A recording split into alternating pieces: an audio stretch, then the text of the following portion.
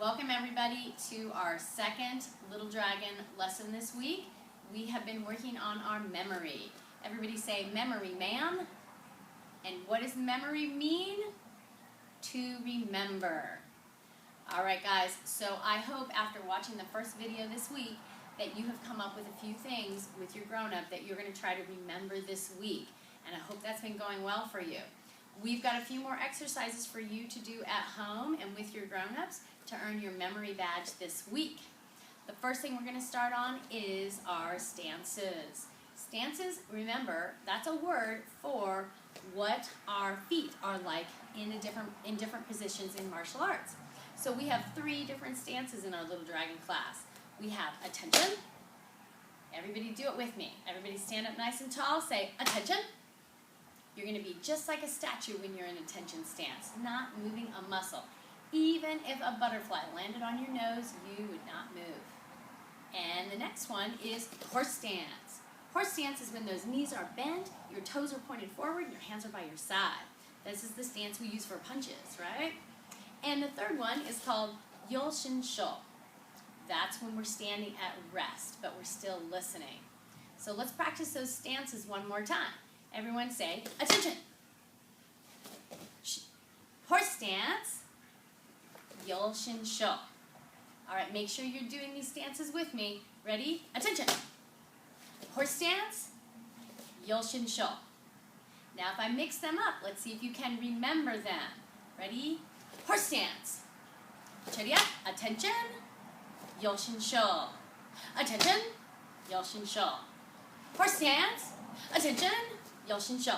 Attention, horse stance. Attention, horse stance. Attention, Yoshin Sho. Were you able to keep up with me? All right, now you can practice this at home with your grown-up. I'm going to quiz you now. I'm going to say them, but I'm not going to do them. So let's see if you can remember what the stances are. Ready? Attention. Horse stance, Yoshin Sho. Did you get all 3 of them? Excellent. Now, another drill that we're going to work on is practicing your blocks. Remember, blocks are like creating a force field around your body. So, when we're feeling uncomfortable or someone's being too close to us or someone tries to poke us or grab our hair, what we're going to do is we're not going to punch them, but we're going to block. We're going to make a force field around our body. The same thing for if a ball is coming toward my leg and I want to protect my leg, I'm going to use a block to stop that ball. So we're going to get into our horse stance and we're going to practice the 3 blocks that we've been learning. We're going to cross our arms and start off with a low block down here. Ready? Everybody say 1 and block down low. Now we're going to do the other side. Say 2. Now we're going to go to the middle. Say 3 and block out 4. And now up high, 5 and 6. Let's cross those arms again. Remember, we're making a force field around our body.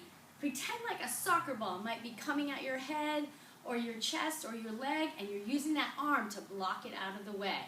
Let's try it again. Everybody say 1, 2, 3, 4, 5, and 6. Now parents, you can help the kids learn these blocks by using one of these noodles.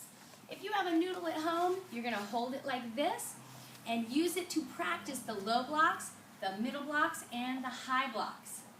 If you don't have a noodle, you can use anything soft or even gently use your hand. But we're practicing creating a force field, so we don't want the kids to be swatting at the technique or swatting at the noodle. We want them to make a strong force field protecting their body. Now, the next thing we're going to be practicing is our counting. We have learned that exercising our brain helps us have better memory. So we're going to practice another language. Many of you guys probably already know another language, like Spanish or Chinese or Japanese. We're going to learn the Korean language today on how to count to 5. So let's use our hands to help us. Everyone repeat after me. Say hana, 둘, 셋, 넷, tasu. You just counted to 5 in the language of Korea. Let's try it one more time. Say 하나, 둘, 셋, 넷, 다섯. Now practice those a few more times because we all know the more we practice something, the more we put it in our memory or our brain, right? Excellent. All right, now there's another thing that we can practice our exercises with our parents that can help us with our memory. Is parents, I'm going to enlist you to get involved here and practice some blocking and some kicking with your children. But this time what we're going to do is we're going to copy them. So what we're going to do is we're going to show them some blocks, like a low block, or maybe a middle block, or a high block, or a punch. And I want our little dragons to get right in front of our parents and watch what our parents do and try to copy what they're doing. So now we are encouraging memory development by doing various different sequences. So start with something simple, like low, middle, high with the same side. Then you can mix it up a little bit and alternate hands, low, middle, high. You might even want to throw in a double punch or a single punch or maybe even a kick. But we want the kids to look at what you are doing and then try to copy you. Now, these are all sorts of games that you guys can practice together this week to work on your memory. Another fun game is where we incorporate animals into our different martial arts and physical fitness activities. So think of some animals that you love, like maybe a kangaroo. A kangaroo jumps. So let's assign the kangaroo to the jump. So every time I say kangaroo, what are you going to do? Right, you're going to jump. How about a snake? Every time I say snake, I want you to squeeze your hand tight and do a snake chop. Ready? Snake. Good. Now, how about a cheetah? We know what the cheetahs like to do, right? Cheetah run.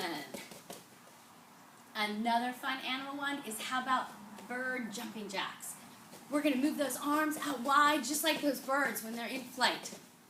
So parents, you're going to call off different animal names, and kids, you're going to do those exercises.